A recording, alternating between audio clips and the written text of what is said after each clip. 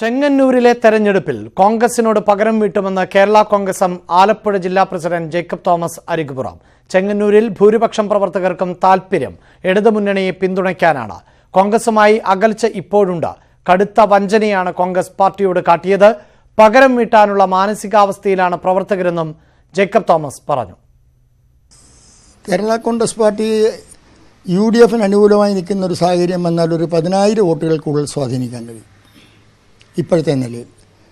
മറിച്ചൊരു തീരുമാനമാണെങ്കിൽ കുറച്ച് ആളുകൾ എന്തായാലും UDFനെ സ്നേഹിക്കുന്നവർ കാണാം, അല്ലെങ്കിൽ കോൺഗ്രസുമായി ബന്ധമുള്ളവർ കാണാം.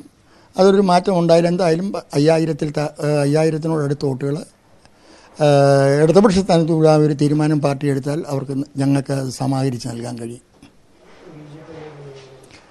BJPക്ക് അനുകൂലമായ ഒരു തീരുമാനം എടുത്താൽ അത്രയൊന്നും ഞങ്ങൾക്ക് സ്വാധീനിക്കാൻ കഴിയുമെന്ന് എനിക്ക് തോന്നുന്നില്ല.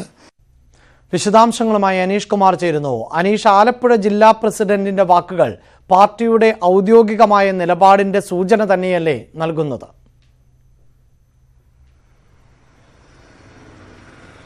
തീർച്ചയായും അഭിലാഷ്, ഔദ്യോഗികമായ നിലപാട് തെരഞ്ഞെടുപ്പ് പ്രഖ്യാപനത്തിന് ശേഷം എടുക്കുമെന്നാണ് നേരത്തെ കേരള കോൺഗ്രസ് മാണി ഗ്രൂപ്പിൻ്റെ സ്റ്റിയറിംഗ് കമ്മിറ്റി യോഗത്തിൽ ചേർന്നത്. എന്നാൽ ഈ യോഗത്തിൽ പങ്കെടുക്കും മുമ്പ് മണ്ഡലം കമ്മിറ്റി യോഗം ചേരുകയും ഇക്കാര്യവുമായി ബന്ധപ്പെട്ട് പ്രവർത്തകരുടെ വികാരം ആരായുകയും ചെയ്തിരുന്നു. ഈ വികാരം അനുസരിച്ച് 60% അധികം ആളുകൾക്ക് LDFുമായി സഹകരിക്കണമെന്ന അഭിപ്രായമാണ് ഉള്ളതെന്ന് അദ്ദേഹം ജേക്കബ് തോമസ് അരികുപുറം ജില്ലാ പ്രസിഡന്റ് വ്യക്തമാക്കുന്നു.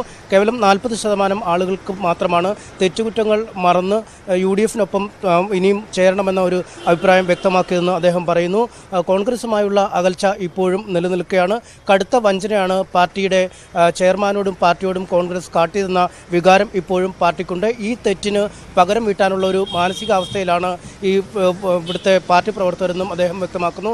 ഏതാനും മാസങ്ങൾക്ക് മുമ്പ് നടന്ന വെൺമണിയിലെ ബ്ലോക്ക് പഞ്ചായത്ത് ഡിവിഷനിലേക്കുള്ള ഉപതെരഞ്ഞെടുപ്പിൽ ഇടതുമുന്നണിയുമായി ചേർന്ന് കേരള കോൺഗ്രസ് മാണി വിഭാഗം പ്രവർത്തിച്ചിരുന്നു.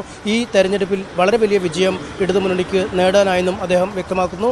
ഒപ്പം ഏറെ ദീർഘവീക്ഷണമുള്ള ആളാണ് ഇടതു സ്ഥാനാർത്ഥി സജി ചെറിയാനെന്നും ജേക്കബ് തോമസ് അരികുപുറം പറയുന്നു.